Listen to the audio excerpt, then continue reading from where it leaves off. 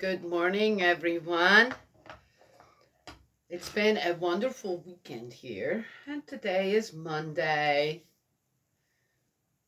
I like Mondays too. Another week on its way. Uh, what did I do? Oh, Saturday. I had help. My husband was here, and I had help. And though we have this idea about what to do and just kind of get ready for winter to put all our big equipment under, like the four-wheeler and the log splitter and the big mower. Uh, Winter is coming and it's rainy out there, been for a couple of days now, and yesterday, today, but Saturday was still a nice day. It was kind of looked iffy, and I just needed a few things done right before. And when you have a project in your mind, doesn't mean it's done immediately. So my log splitter, I was so proud when I bought that. Oh my gosh, got to be but 10 years now. And that thing's been just running and doing its job. And it's like, yeah, I got a good one this time, right? Not another lemon of something. And I got that one a few $100s cheaper because someone had returned it for one reason or another. You got and well, anyway, it was not cheap. It was almost $1,000. And when I got back from my summer vacation, I saw on how it had been treated and how it's laying there, and man, half on okay, uncovered, and I'm looking at that. I'm going, hey guys, that's an important tool that we need here, right? Yeah, makes things so much easier. Not just easier, but when you know you can't swing that axe anymore, to do it by hand, right? So Sissy and I can operate that really well, and it takes us a fraction of the time that it used to take me to split everything by hand and all that, which I did too. And for many years. And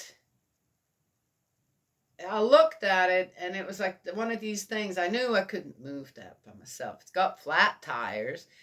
So in the past, I had it just stationed in one spot that was really good, very convenient, close to the woodshed, but not too close. Okay. And it was on rocks, right? Yes, to save the tires, they all, or at least what there was to save.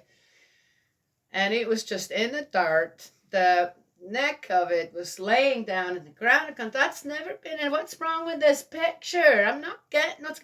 Wood was laying on top of it. I mean, on the neck. I'm going, man, what's wrong with this picture? Right? And suddenly I realized that there's a part underneath that's supposed to be holding up the whole thing, right? Where is that? Well, it can fold under, right? Especially when you transport it somewhere, which this one doesn't get transported anymore. That's why I didn't fix the tires, so that, yes, yeah, I've learned my lesson with letting people borrow things. They can come use it here, but it's not going anywhere anymore.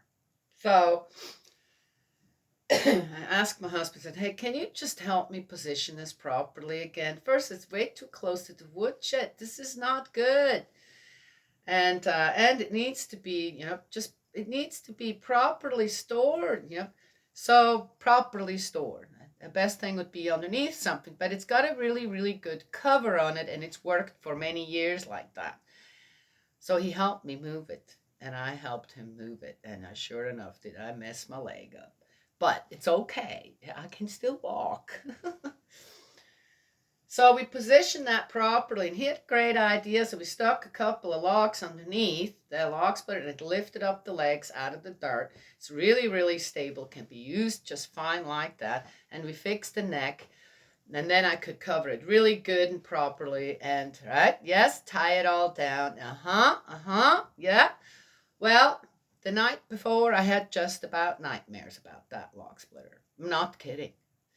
One can complain about things all day long, right? Yes, and worry about it, this, that. But if you don't do anything about it, then, well, that's kind of a waste of time. So happy that he helped me with that. Then the mower, which was kind of covered, the four-wheeler was outside, the mower was outside, kind of covered with a plastic, which they did such a sloppy job. Yeah, sloppy joes. I got a couple of sloppy joes here when it comes to certain things.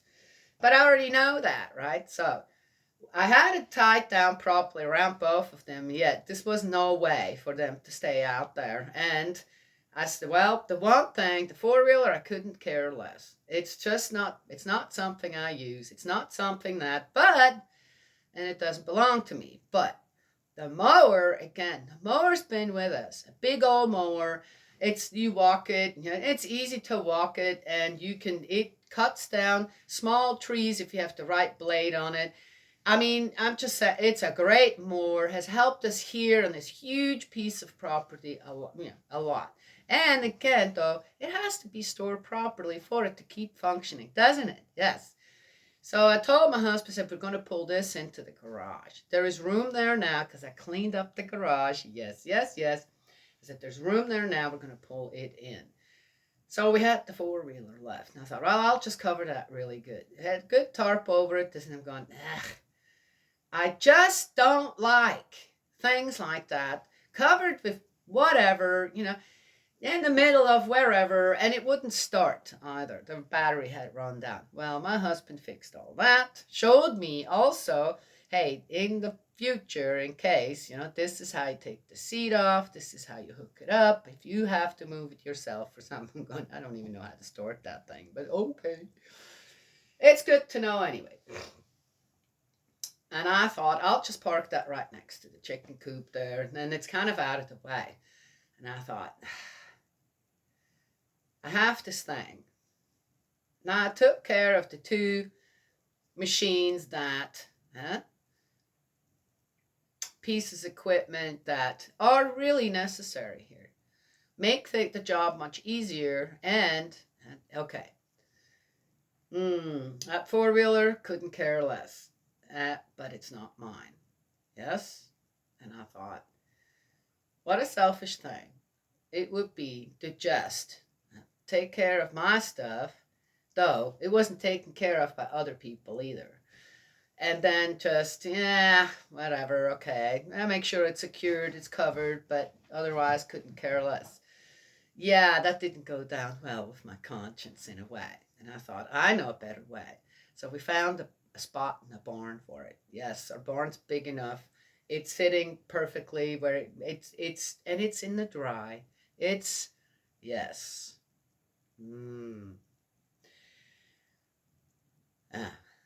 When it was all done, I felt like $1,000,000. I'm not kidding. And profusely thanked my husband.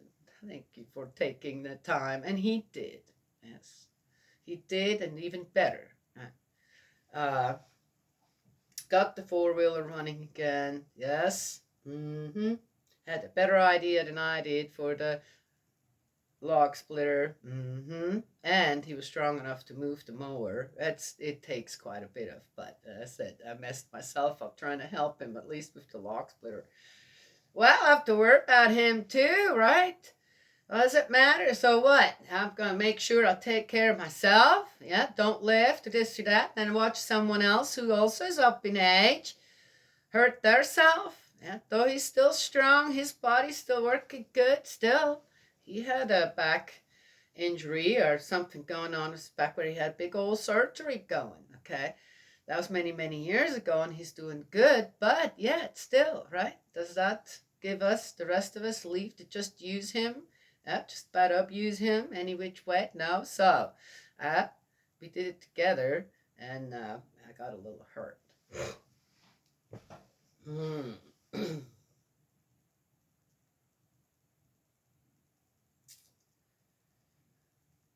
I wonder sometimes on how willing we are to just listen to our own heart, to mind, and conscience. Yes?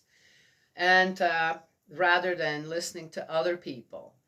Oh, you deserve this, you deserve that, and this is what you need to do, and without any kind of regard when it comes to the people around us. Yes? Yeah. Or to treat certain things that you get to use, and yet, mm,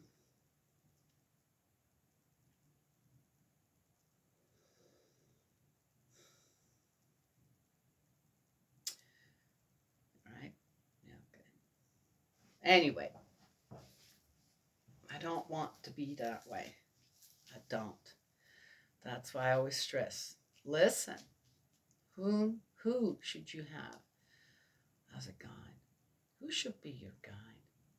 Huh? Not just when it comes to yourself, but the people around you. Right? Yes? Okay. Anywho, so here I am.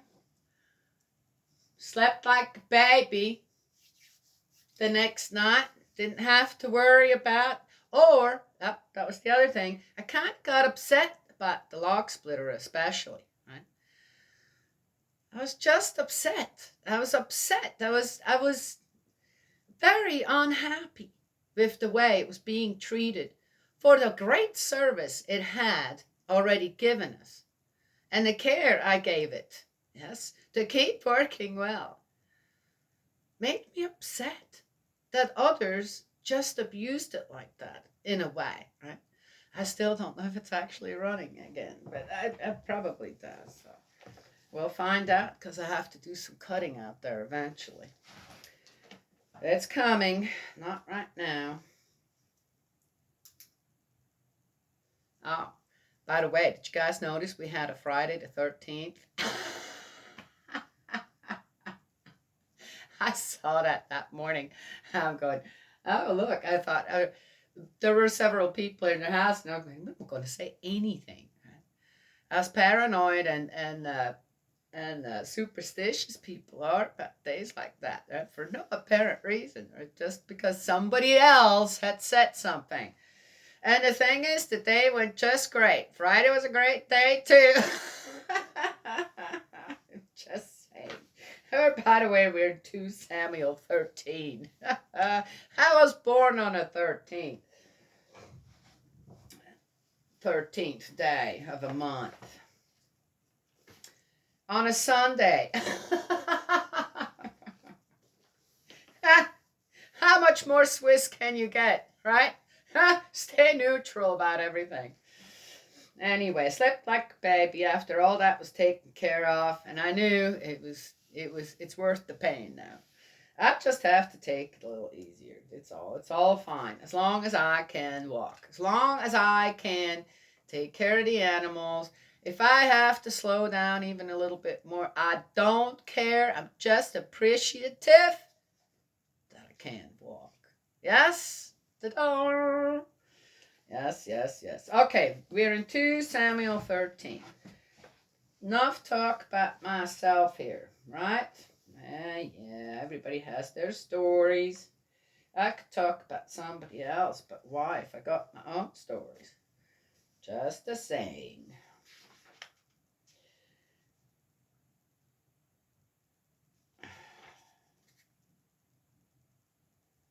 Oh my God. Next. There's been something else again on my mind, and it's like it's just the same old, same old. One could talk about it and talk about it, and no change happening out there. But here we go again. Absalom. Amnon violates his sister Tamar. Amnon. Oh, I wonder what that means. Ugh. 2 Samuel 13. After this, so David had returned with the whole army to Jerusalem. The following events took place. Absalom, son of David, Absalom, Who was that now? Had a beautiful sister whose name was Tamar. Was that the daughter of David? I don't know.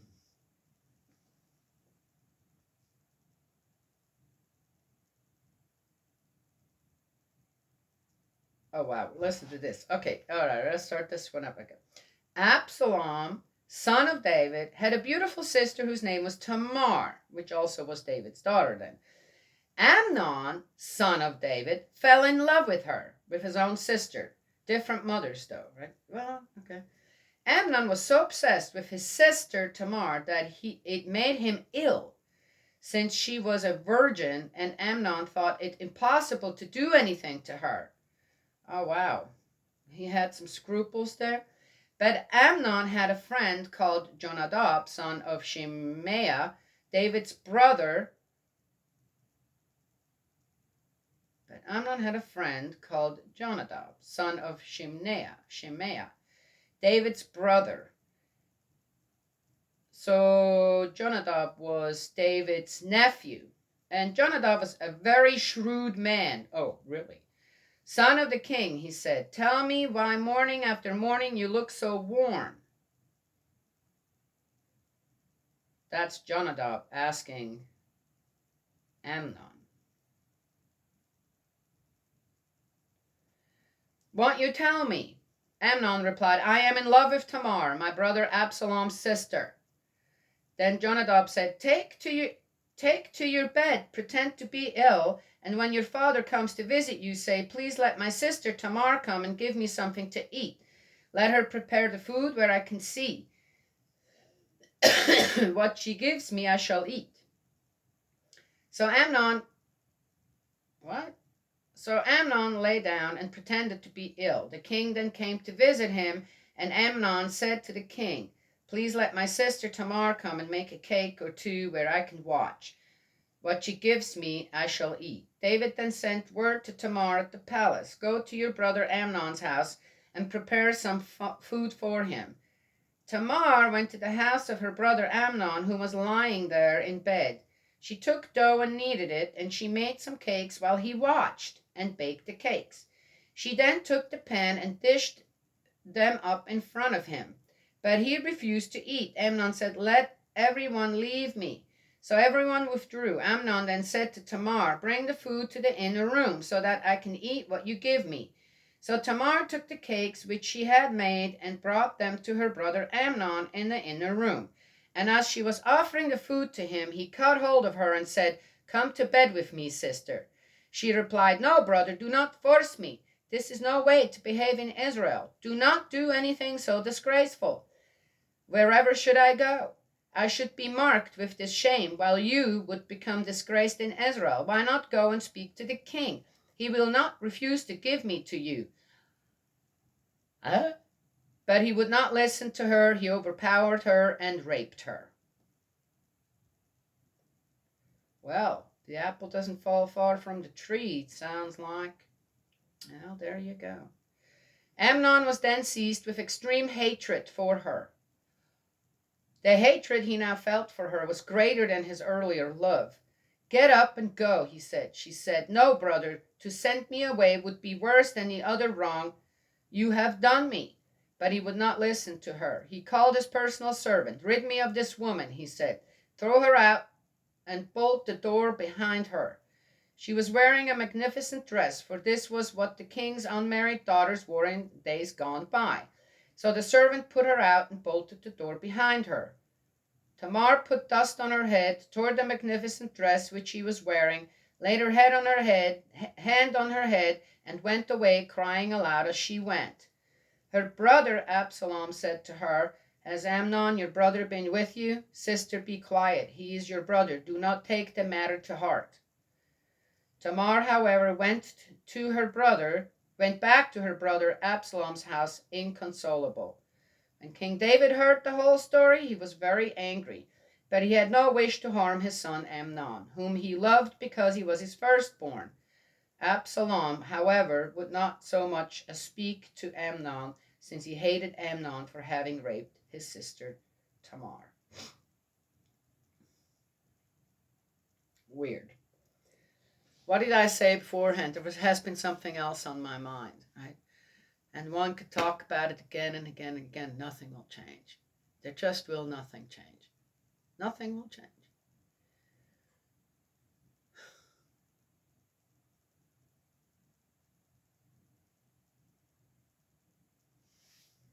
And here we go. It goes so far back. The abuse of the principles of love goes so far back. Right? And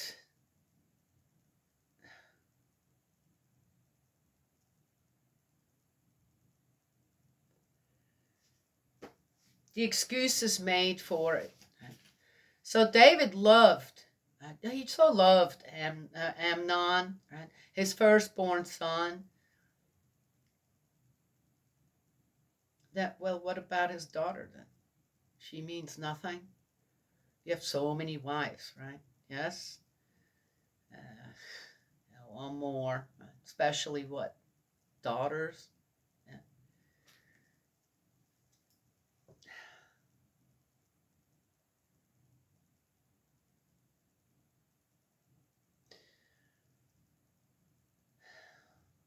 I've talked about true parents, right? True father and true mother.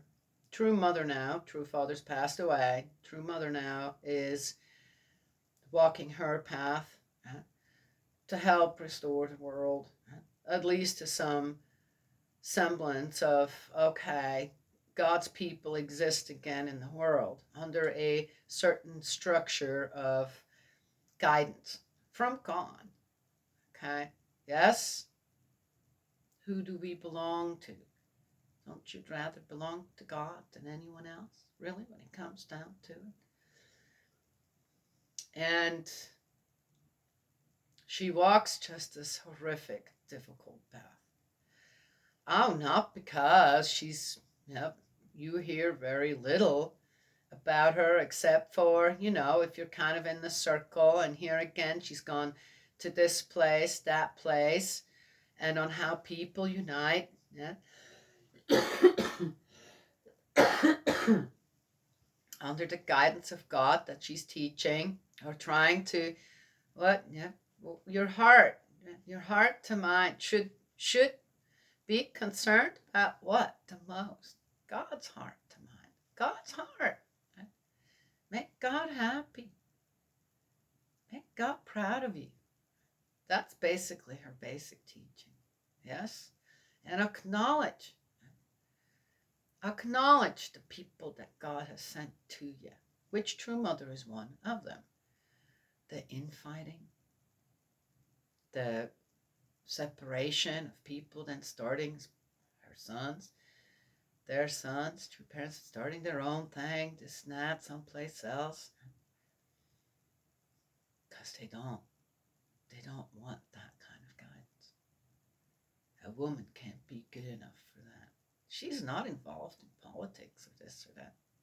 None of that. She's just doing her thing. She's doing what God is asking her to do, which is, I've already sent my son, Jesus. Then, Jesus selected your husband to continue on and fulfill the marriage of the Lamb together. Now, True Mother who's finishing up their course, all of them. Yes? And the infighting over banal, dumb things. And the way some talk about her, it's just awful. It's absolutely awful. So she is, in my opinion, yes, and I've met her several times,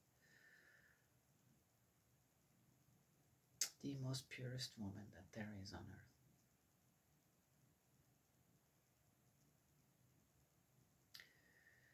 Well, anyway, reading the story here of Tamar,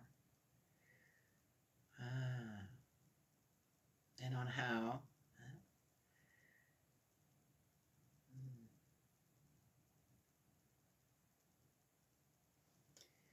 That's just sad to read. Yes, what can you do about it? Absolutely nothing. If the men did not want it, it wouldn't exist. I have to keep saying that, just as I say, please don't cuss and curse, especially when it comes to the realm of the principles of love. Yes?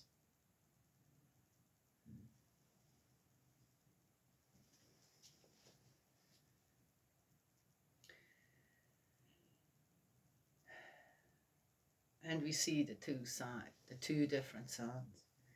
Amnon was so loved by his father. It doesn't say if Absalom was loved by his father. Yet Absalom knows to be angry, to be upset over how his sister was being treated. Yes? And yet he can't do a thing because his father won't do anything either. So Absalom has to let his other brother abuse his sister. He has to. What's he gonna do?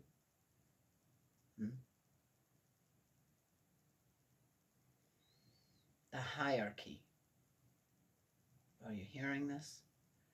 The hierarchy. When you, like King David, pretend to be something better, like you're guided by God. How destructive that is. Did you hear what I said exactly? All right. Absalom kills Amnon and flees. Oh, ho, ho, ho. 2 years later, when Absalom had the sheep shearers at Baal-hazor, which is near Ephraim, he invited all the king's sons. Absalom went to the king and said, "Now, sir, your servant has the sheep shearers. Will the king and his retinue to be pleased to come with your servant?" "No, my son," the king replied, "we must not all come and be a burden to you." And though Absalom was insistent, he would not go, but dismissed him. Absalom persisted. "Then at least let my brother Amnon come with us." The king said, "Why should he go with you?" On Absalom's insistence, however, he let Amnon and all the king's sons to go with him. Absalom prepared a royal banquet and then gave this order to the servants. "Listen carefully. When Amnon's heart is merry with wine and I say, 'Strike Amnon down,' then kill him. Don't be afraid. Have I not myself given you the order? Use your strength and show your mettle. And your mettle. I don't know what that means.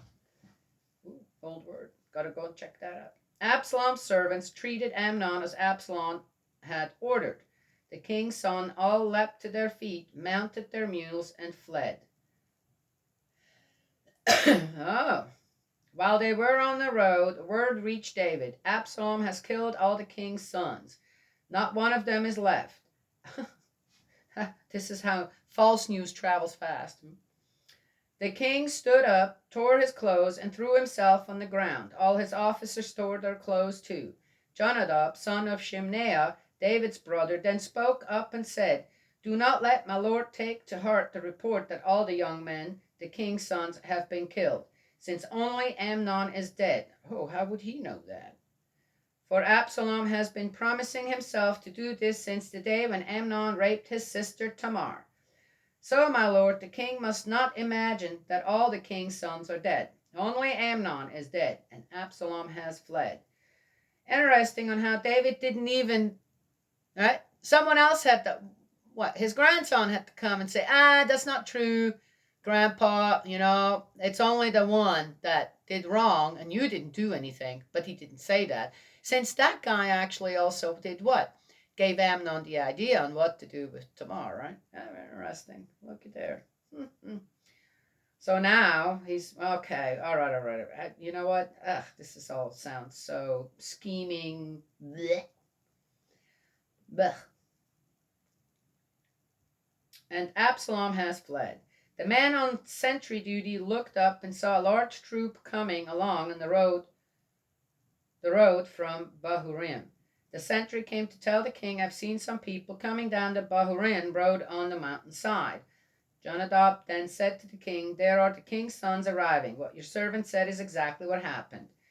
He calls himself a servant, yet he's the grandson of the king. Oh my God, what kind of relationships did these people have with each other? Blech.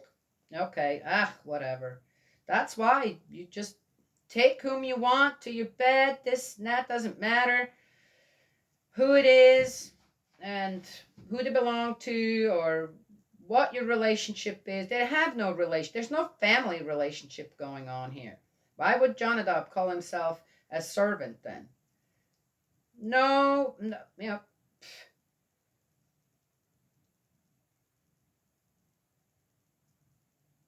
Well, anyway, one could say so much more here about loyalty and true kinship, and it's not existing here. It doesn't exist. That doesn't exist either here.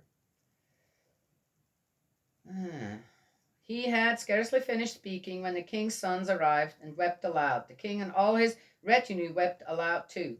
Absalom had gone to Ptolemy, son of Ammihud, king of Geshur. The king mourned for his son every day. Interesting.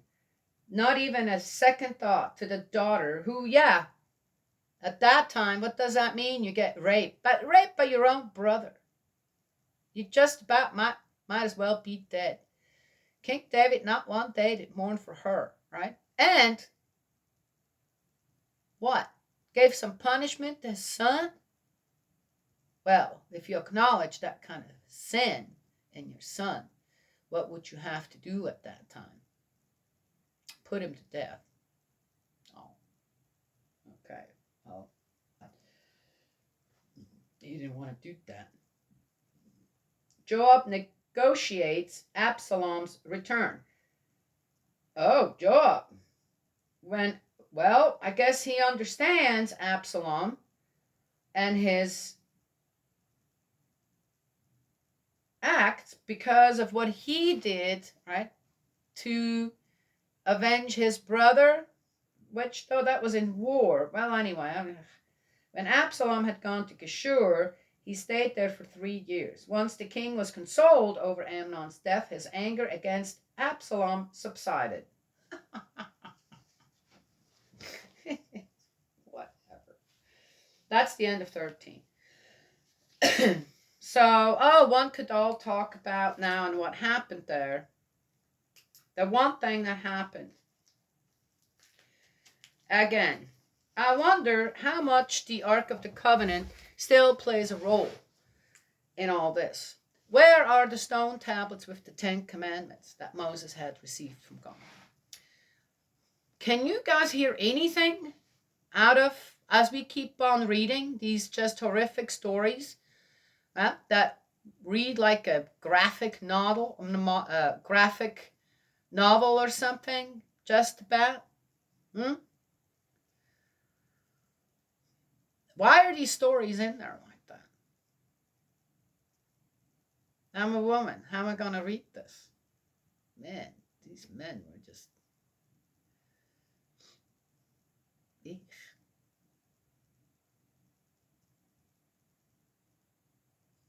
And God did what? Make sure he was on their side, this and that? Really? I'm just saying.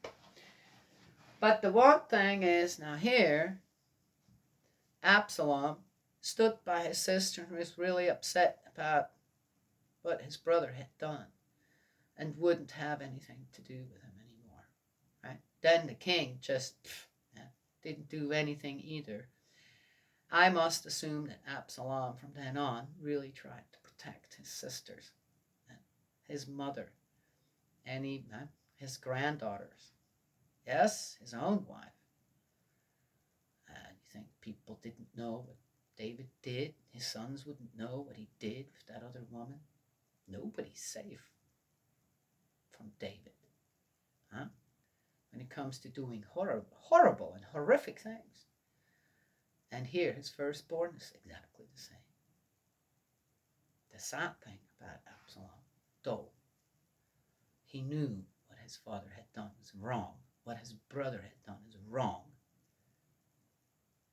treat someone this close to you like that. Because there wasn't ever anything done about it. His hatred grew. And he ended up killing. Now, he did not do it himself. But it's like, that's kind of like doing it yourself.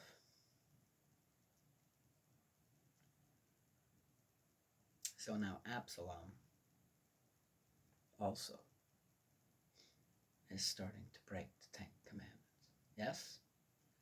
Would there have been a better way? Absalom could have gone and took the stone tablets. Did he even know they existed? It doesn't say anything anywhere about them anymore. The Ark of the Covenant, where is it? Tucked away someplace?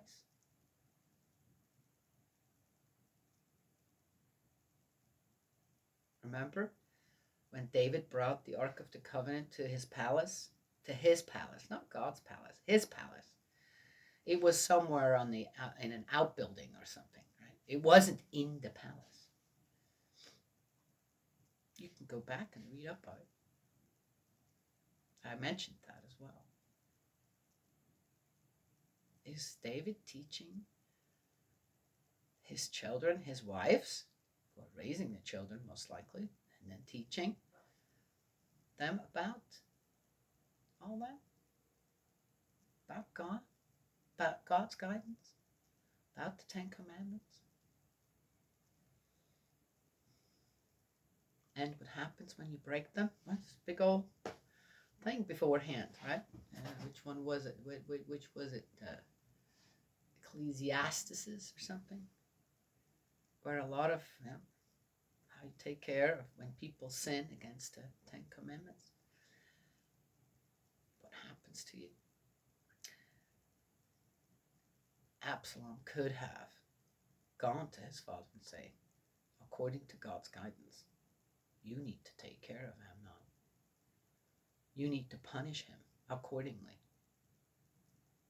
Because if you don't, what are the rest of your sons going to do? What have you done? You never were punished for it either. Not really. But what happened? David was so busy with his harem, no doubt adding more women to it, that he didn't have time to teach his sons. And then his sons did what? There it is. And that's the beginning of Tamar. I did not know that, actually. I have no recollection of ever having heard this part in the Bible about Tamar. On how Tamar, as a woman, was abused like that by her own brother. And how her father deemed it not such a big deal. Okay. Well, there it is. That's all I have to say this morning.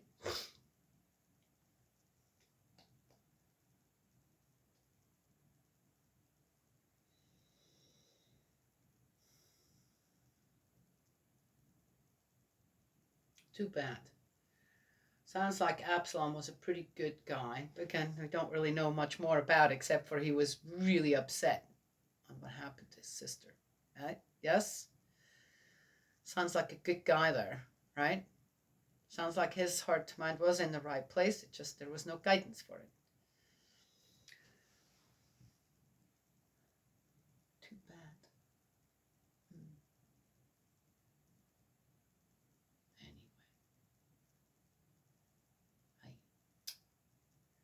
That's all I have to share this morning. I got to get going. I have company coming on Tuesday. My son's coming to visit, and he's going to be here for a couple of days, and we're going to get going with his room, his stuff. Ah, I thought about that. Oh, my husband and I took a little walk, and then we talked about certain things, and we went up to the trailer to put something back, and I looked, and then got a couple of things out that I needed, and I said, walking back, and told him, I said, man, it's unbelievable how much stuff. People coming and going, right? Staying here for a little while, then leave again, this, that. People always come with all their stuff, lots of stuff. When they leave half of it here. Yes? I got stuff from people I don't even know whose it belongs to anymore. Well, anyway, I'm cleaning house, so that's too bad. Anybody comes and says, hey, do you remember? I'm going, no idea. Don't know where it's at. You didn't care for it for 10, 15 years, 5 years, 8 years. Why should I? Right? Yes? When it comes to certain things, as I said. I told my husband, I said, I don't know of anything that I have anywhere in the world. Doesn't matter where, here in the country or other places. I've never left anything behind for others than to have to take care of. Or expected that. Right? Nothing. Ever. Yet, I'm the absolute recipient of people's unwanted stuff left and right. Then I'm not really allowed to do, okay, remember the 4 rule, to do with it what I think one should do with it, because it isn't mine. Yes, it's at my house. Oh, free of charge. I'm not charging anybody for a storage fee. Isn't that interesting?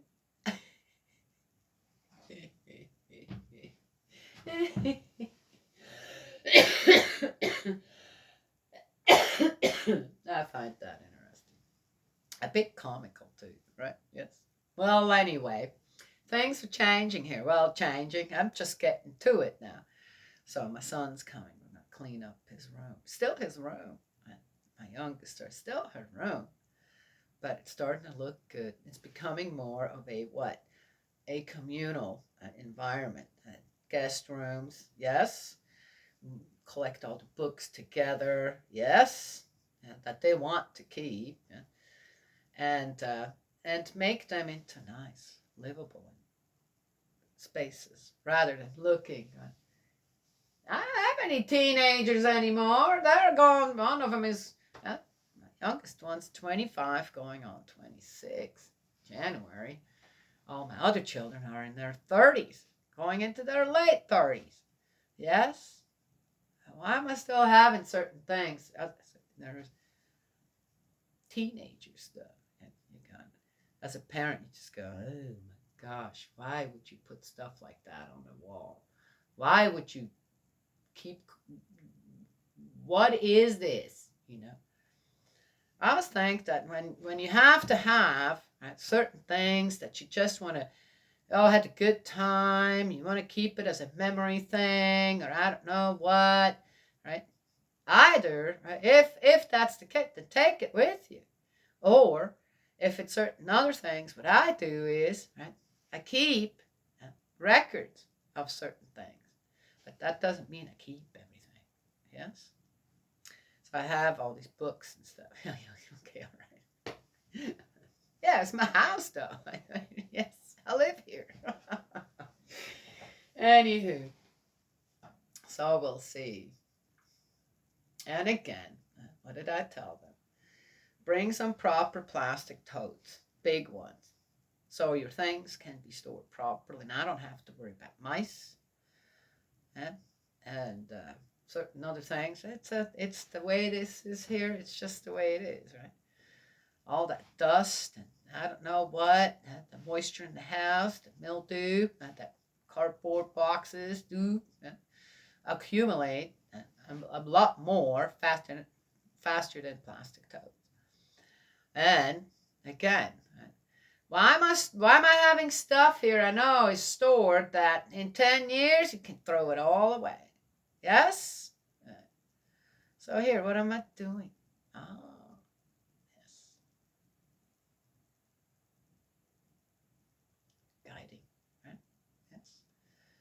guiding people to make the right choice with this stuff if you want to keep it. And keep it so that it doesn't just waste away. Yes? Okay. We could learn a lot from that little section besides that. Yeah? I guess you have to be a woman to put yourself in the shoes of Tamar at that time. And another thing, just because you're the king's daughter, wear your fancy clothes. Yes? The plight on what happened to Tamar. Her riches, her being the king's daughter, didn't make a difference, did it?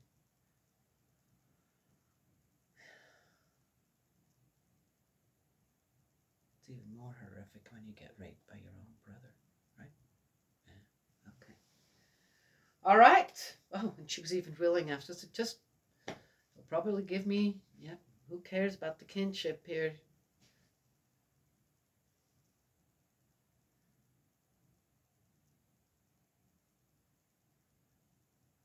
Amnon was so disgusted by himself afterwards. That's what it was. But he didn't reflect on that. And he just hated her now.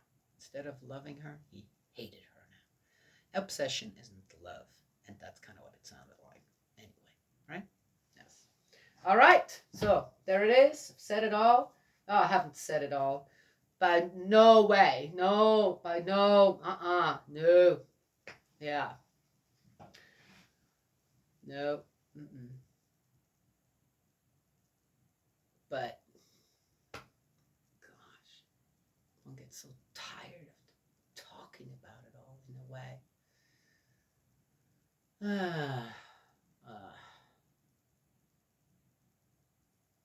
So sad. People, men treat women like that. It's so sad. Okay. God's love and blessings always. May He protect you. And I'll talk to you all another time.